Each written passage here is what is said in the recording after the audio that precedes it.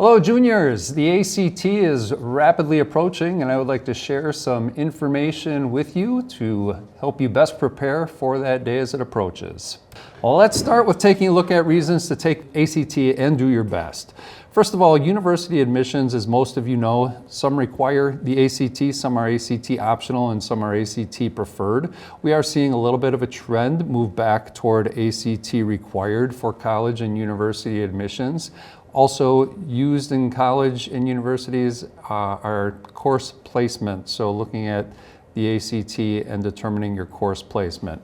This is also true at Madison College, used for admissions as well as course placement at Madison College. So some programs at the college require a minimum ACT score for admission and some require a minimum ACT score to take the course. And so your course placement is dependent on that score.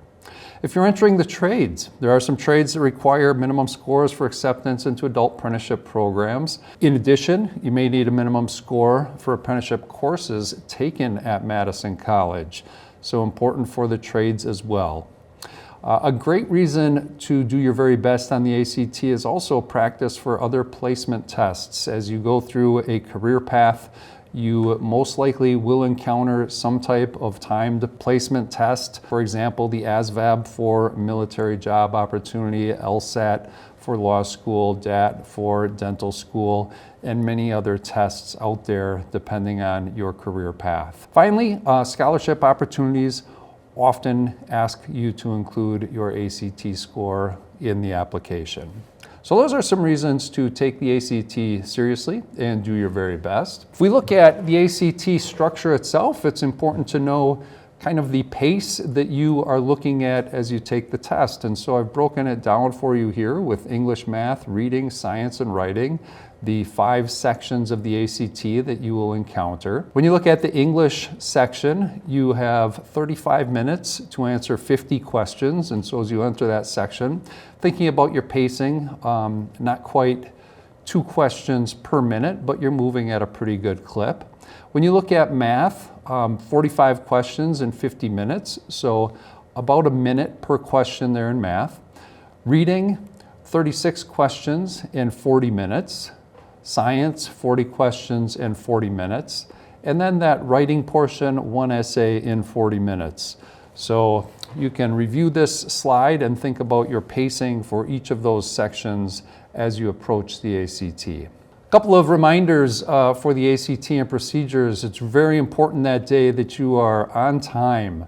It is an 8:15 start time in the classroom that you are assigned. That means you should plan ahead and really be there, be in that classroom by 8 a.m. so that you are ready to go and start that ACT feeling good about your preparation and the pace that you had that morning.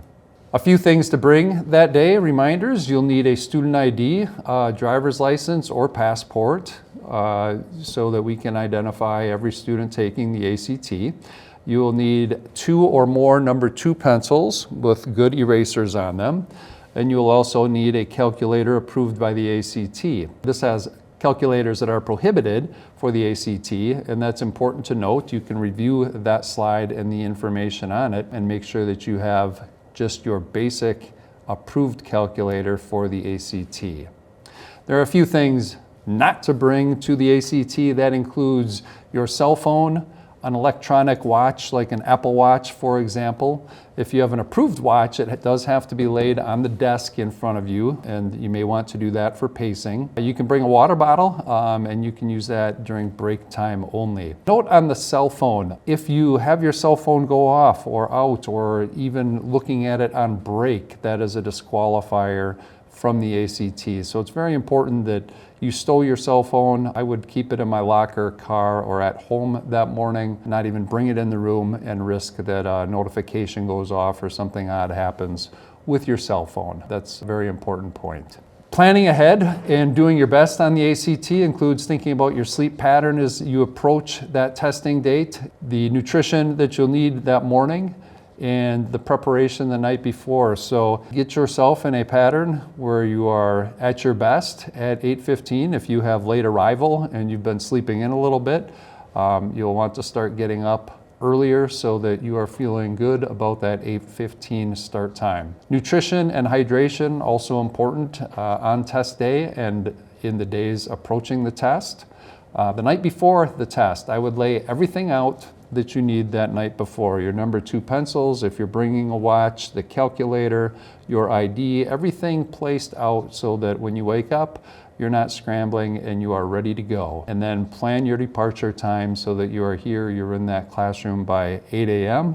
and you are ready to roll. Finally, I would say be confident for your approach on the ACT. This is an exam that you've been preparing for 12 years, and it should be fun to be able to show what you know on this assessment.